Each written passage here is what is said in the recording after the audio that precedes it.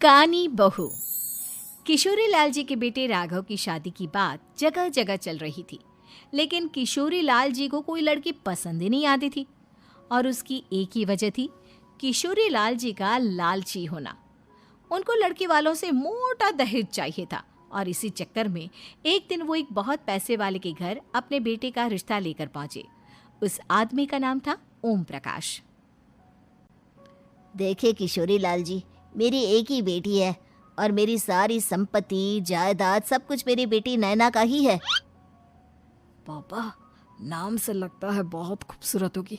कितना अच्छा नाम है ना, नैना। ओ, वैसे बात तो सही है आपकी। अब इतना पैसा है, जमीन जायदाद है, इकलौती बेटी, आप भी क्या करेंगे? सब कुछ उसे ही देंगे ना। बिल्कुल ठीक पहचाना आपने।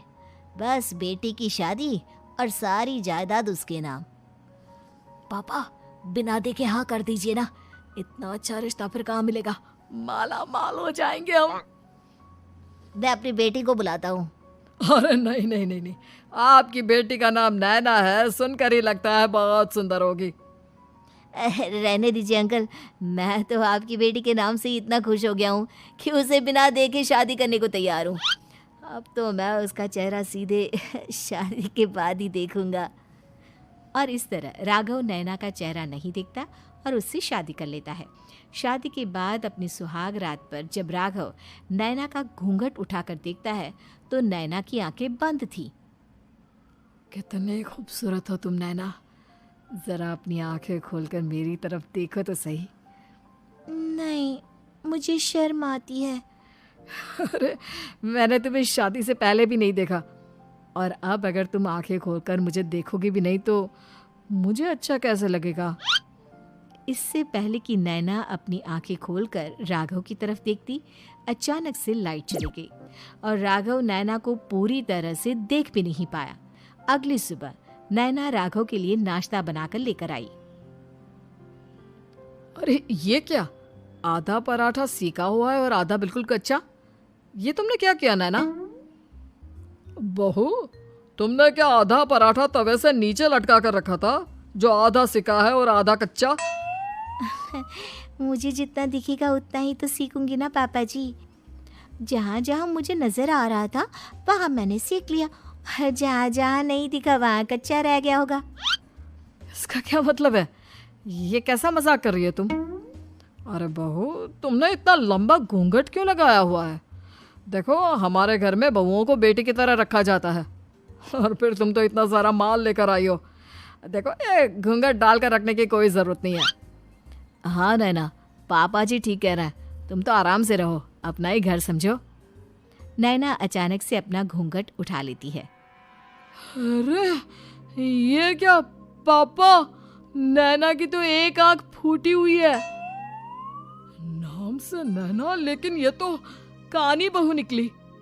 मेरे साथ धोखा हुआ है, धोखा। बिना दिखाए अपनी कानी लड़की मेरे संग ब्याह दी। मुझे कानी बीवी नहीं चाहिए।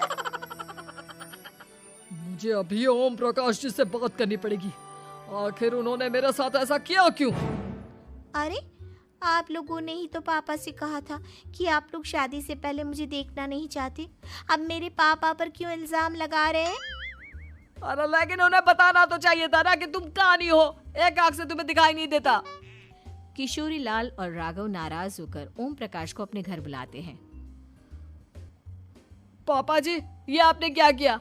शादी से पहले बताया क्यों नहीं कि नैना की आंखों में परेशानी है? अरे, आप ही ने तो लड़की देखने से मना कर दिया था। अरे लेकिन आप बता तो सकते थे। आपको तो हमारी बेटी की प्रॉपर्टी चाहिए थी, वो भी पूरी की पूरी। अब क्या हुआ अगर उसे आधा दिखाई देता है? प्रॉपर्टी तो आपको पूरी मिल गई ना। अरे ये क्या बात हुई? मेरी शादी प्रॉपर्टी से नहीं, आपकी बेटी से हुई है। अब ये तो पहले सोचना चाहिए था, तब तो मेरी प्रॉपर्टी देखकर तुम्हारी जुबान लप लपा रही थी। लेकिन मैं कानी लड़की को अपनी बीवी बनाकर नहीं रख सकता। पापा, कुछ करिए ना आप। हाँ, करता हूँ। देखिए ओम प्रकाश जी, आप हमारे साथ ऐसा नहीं कर सकते। और तुम देखो, अगर तुमने मेरी बेटी से शादी तोड़ी ना, तो जो भी प्रॉपर्टी मैंने तुम्हें दी है वो तो पूरी की पूरी वापस ले ही लूँगा, और आधी प्रॉपर्टी तुम्हारी भी लूँगा। अरे मेरी आधी प्रॉपर्टी भला क्यों लेंगे आप? इसलिए क्योंकि मेरी बेटी को आधा नज़र आता है और उसकी नज़र अभी तक तुम्हारी आधी जायदाद पर ही पड़ी है। अब तुम उसे घर से निकालोगे तो कुछ तो लेकर जाएगी ना। और अगर हम आपकी बेटी को अपने घर की बहू बना कर रखे तो? तो तुम्हारी पूरी प्रॉपर्टी तुम्हारी ही रहेगी, और जो मैंने तुम्हें दिया है ना, उसमें से बस मैं आधा लेकर जाऊंगा।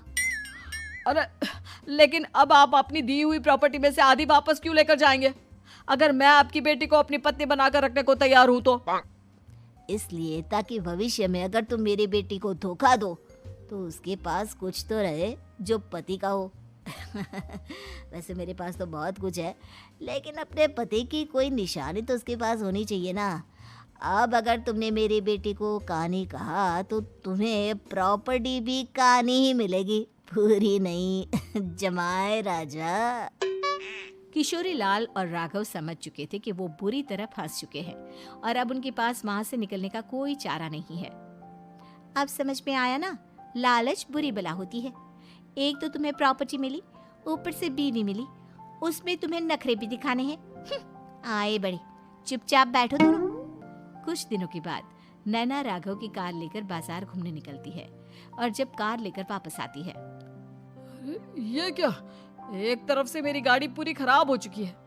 लगता है तुमने मेरी गाड़ी को किसी दूसरी गाड़ी के साथ एक्सीडेंट किया है। अरे अरे कितना बड़ा नुकसान कर दिया तुमने बहू। वो क्या है ना पापा जी, मुझे एक आंख से दिखाई नहीं दे रहा था, सामने से गाड़ी आ रही थी।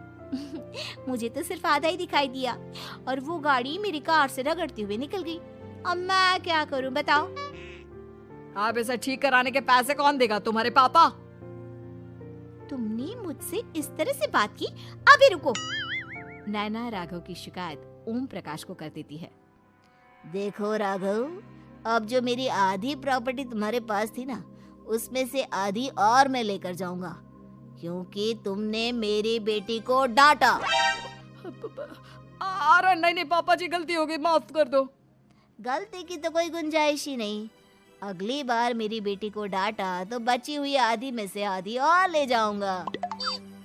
लालच के चक्कर में हम दोनों ने बहुत बड़ी गलती कर दी बेटा। एक तो तुम्हें कानी बहू मिली और ऊपर से जो माल मिला वो भी काना।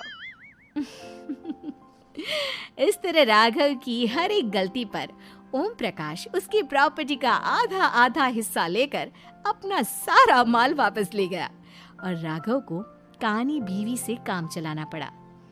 भाई लालच वाकई में बुरी बला है।